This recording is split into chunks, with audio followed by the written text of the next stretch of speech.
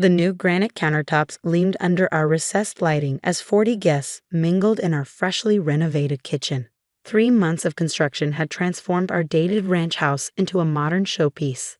Though the dust had barely settled before my mother-in-law, Diana, insisted on throwing this housewarming party. Everyone gathered round. Diana called out, tapping her champagne glass with a perfectly manicured nail. "I want to make a toast to my wonderful son and daughter-in-law's beautiful new home." My husband, Chris, squeezed my hand as we stood by the new island. He didn't know what I'd discovered yesterday, didn't know about the certified letters stacked in my home office. "As you all can see," Diana continued, gesturing broadly at the open-concept living space, "this renovation has turned their modest starter home into something truly spectacular." The kitchen alone. I felt the weight of the contractor's folder in my tote bag, hidden behind the couch. Every unpaid invoice, every urgent email, every legal threat, all carefully documented. And of course, Diana's voice rose dramatically. I couldn't be happier to give them this gift. $95,000 well spent on making their dreams come true. The guests murmured appreciatively, admiring the custom cabinets and waterfall quartz countertops. Chris's cousin, Emma, touched the high-end appliances reverently. "This is so generous of you, Aunt Diana." "Well, you know me," Diana preened. "Nothing but the best for my children." The contractor was quite expensive, but when you're creating dreams. "Which contractor?" I asked quietly, but clearly enough to carry across the room. Diana's smile flickered slightly. "What was that, dear?" "Which contractor?" I repeated, stepping away from Chris. "Was it Martinez Construction? Or Anderson Brothers? Or maybe Capital Renovations?" "Well, I had dealt with them through my personal assistant," Diana stammered. I reached for my tote bag. "That's interesting because I have all the contracts right here, and they're all in our names, Chris's and mine, not yours." The room grew quiet except for the soft jazz playing through our new sound system, another gift that was actually financed on our credit cards. "Karen, darling," Diana laughed nervously, "this isn't the time to discuss tedious paperwork." "Actually, it's exactly the time," I said, pulling out the folder. "Since you're taking credit for the renovation in front of all these witnesses." Chris stepped forward. "Karen, what's going on?" I handed him the first document, a notice of intent to file a line for Martinez Construction for $42,000 in unpaid work. "Your mother didn't pay for anything. We've been getting collection notices for weeks." Diana's champagne glass trembled slightly. "There must be some mistake." "No mistake," I continued, laying out more papers on our gorgeous new island.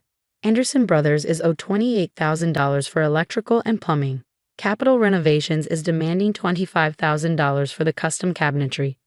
Total with interest and late fees, exactly $95,000. The guests shifted uncomfortably as Chris read through the notices, his face growing pale.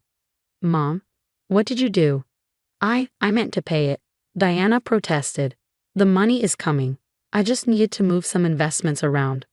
"What investments?" I asked. "The ones you claimed to make for our wedding? Or the trust fund you said you set up for our future children? Or maybe the business loan you promised Chris last year?" Years of Diana's financial fantasies were unraveling in our beautiful new kitchen that we couldn't afford. Every renovation decision had been influenced by her promises that turned out to be as hollow as the walls we'd torn down. "You told us to upgrade everything," Chris said, his voice shaking. "Said not to worry about the cost because you were handling it all." "And I will," Diana insisted. "As soon as my investments mature." I pulled out one final document, a notice of property seizure warning. "We have 30 days to pay or they'll put a lion on the house. All 3 contractors are filing claims." The elegant housewarming party had become a nightmare of exposed lies. Diana's carefully maintained image as the generous, wealthy mother was crumbling faster than the old plaster we'd removed. "I only wanted you to have nice things," Diana whispered. "To live the way you deserve." "On money that didn't exist?" I asked. "On promises you never intended to keep." The guests began to quietly gather their things, sensing that this celebration had turned into something else entirely. Emma stopped by the door, looking back at the luxury appliances with new understanding. "The renovation at my house. Mom said you were paying for that too, Aunt Diana." Diana's face went white. "Emma, darling, check your contracts. I advised. Check everything she's ever promised to pay for. The last guest slipped out quietly, leaving behind half-empty champagne glasses in an atmosphere thick with tension. Chris sat at our expensive new island, methodically going through every invoice, every threatening letter, every broken promise. The timing makes sense now, he said quietly. Every time we questioned a cost, every time we wanted to scale back, Mom would jump in with another guarantee. Get the marble, not the quartz. I mimicked Diana's enthusiastic tone. Of course I'm covering it. Don't you trust your own mother? Diana remained perched on one of our custom-made bar stools, her perfect posture at odds with her crumbling composure. I was trying to help you live beautifully. By making us renovate beyond our means. I pulled out my laptop and opened our financial spreadsheets. We specifically budgeted for a $40,000 renovation. Basic updates, nothing fancy, but you kept pushing for more. The high-end appliances were your idea, Chris added, looking at his mother. The custom cabinetry, the imported tiles, the smart home system. Every time we said it was too expensive, you claimed you were handling it. Emma hadn't left yet. She stood by the door, furiously texting on her phone. Mom's calling everyone. Apparently, Aunt Diana promised to pay for 6 different family renovations. None of them have been paid for. Diana's hands trembled as she reached for her water glass, leaving her champagne abandoned. The market has been volatile. My investments just need time to mature. What investments? I asked, turning my laptop screen toward her. I've traced every financial claim you've made in the past 5 years. There are no investments, are there?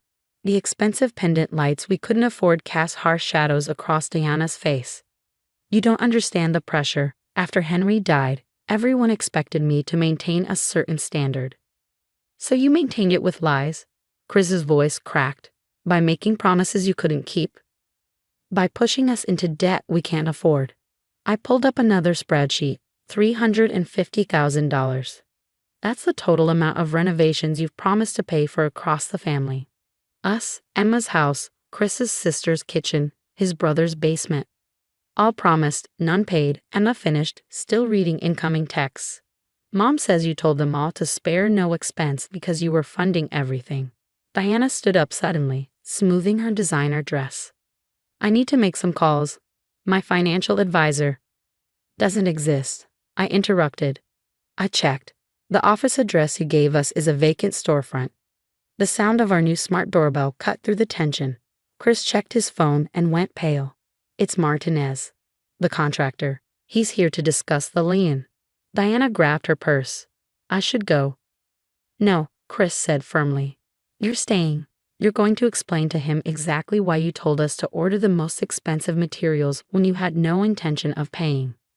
The contractor, Mr. Martinez, entered our beautiful new kitchen with a grim expression. His eyes swept over the high-end finishes his team had installed, then settled on Diana. Mrs. Pierce, he said coldly. Interesting to finally meet you. After all the times your son told me you were handling the payments. Diana's composure cracked completely. I never meant. I was going to. Going to what? Martinez asked. Going to actually pay for the materials we already installed. The custom work you specifically requested. The crew that worked overtime because you insisted the job had to be finished before this party. I opened another folder on my laptop. Mr. Martinez, I have documentation of every time my mother-in-law claimed she was paying, every upgrade she insisted on, every promise she made. Would that be helpful for your legal case? Diana sank back onto the bar stool. You're my children. How can you do this to me? Do this to you? Chris exploded. You pushed us into hundreds of thousands in debt. Made promises you knew you couldn't keep. Used us to maintain your image as the wealthy widow who takes care of everyone. Emma's phone kept buzzing with family messages. Uncle Steve says you promised to pay for his whole house remodel next month. Aunt Sarah was counting on you for her pool installation. The web of Diana's financial fantasies was unraveling in real time, leaving a trail of debt and betrayal across the entire family. I just wanted everyone to have beautiful things, Diana whispered, to live the way we used to when your father was alive. By lying? I asked softly. By making promises that are destroying our financial future. Martinez cleared his throat. I need to know how we're going to resolve this. The lion paperwork is ready to file. 6 months after the housewarming disaster, we sat in our beautiful but haunted kitchen, surrounded by papers from our bankruptcy attorney. The high-end appliances Diana had insisted on gleamed mockingly as we worked out payment plans with each contractor. Martin has agreed to reduce the bill by 20%, Chris said, reviewing our latest negotiation results. If we stick to the monthly payments, he won't file the lien. The true cost of Diana's generosity had rippled through the entire family. Emma's renovation had to be halted halfway through, leaving her house partially gutted. Chris's sister had canceled her kitchen remodel just in time. But his brother hadn't been so lucky. He was also facing contractor liens. The family therapy sessions are helping, I noted, sorting through bills. At least we're all talking about it now. Diana had been diagnosed with what her therapist called financial narcissism, a compulsion to maintain her image through grandiose promises she couldn't keep. She'd been living on credit cards and small loans, creating an elaborate fantasy of wealth while drowning in debt herself. Mom's house is being sold, Chris said quietly. The realtor thinks it'll cover most of her debts, at least. The doorbell rang, our expensive smart doorbell that we couldn't return because it had been custom installed. It was Emma, carrying a stack of folders. I've been documenting everything, she said, spreading papers across our contentious granite island. Every renovation promise Mom made to family members over the past 5 years. The total is close to $2 million. Money that never existed, I added, but that everyone based their plans around. We'd started a family support group of sorts, helping each other deal with the financial and emotional aftermath of Diana's promises. Weekly meetings in our over-improved homes, sharing stories of how we'd all been manipulated into living beyond our means. The contractors have formed a creditors group, Emma reported. They're working together to recover their costs. Some of them nearly went bankrupt themselves waiting for Mom's non-existent payments. Diana now lived in a small apartment. Her designer furniture had been sold to pay debts. She attended mandatory financial counseling and was learning to live within her actual means for the first time since Henry died. She left me a voicemail yesterday, Chris said. First time she's talked about Dad's life insurance truth. Turns out it was only a fraction of what she claimed. She'd been maintaining the fiction of wealth for 15 years. The evening sun streamed through our custom windows, casting long shadows across the imported tile floors. Everything in our house carried the weight of Diana's lies. Beautiful things we couldn't afford, bought on promises that were never real. You know what's ironic? I said, looking around our kitchen. We could have done a beautiful renovation within our original budget, something we could actually afford and enjoy. Instead we have a showpiece we can barely pay for, Chris finished. Emma nodded. Mom's need to maintain appearances nearly destroyed all our financial futures. But at least we know the truth now. We'd worked out payment plans for everything, stretching our budget to the breaking point but avoiding bankruptcy. It would take years to pay off the renovation, but we'd do it honestly.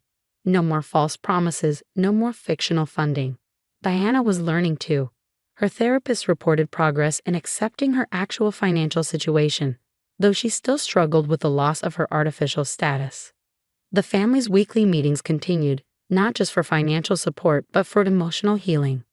The contractors installed these lights, Chris mused, looking up at our expensive fixtures. Real people did real work, believing Mom's promises. That's what gets me the most, how many people she hurt with her lies. I touched the smooth granite countertop, remembering Diana's enthusiastic insistence on the upgrade. We'll make it right, not with fake promises or imaginary money, but with honest work and real payments. As we sat in our over-improved kitchen, surrounded by the physical evidence of Diana's deception, we realized the true renovation needed wasn't in our homes, but in our family's relationship with truth and reality. Sometimes the most expensive things aren't the materials or fixtures, but the lies we tell ourselves and others about how we'll pay for them.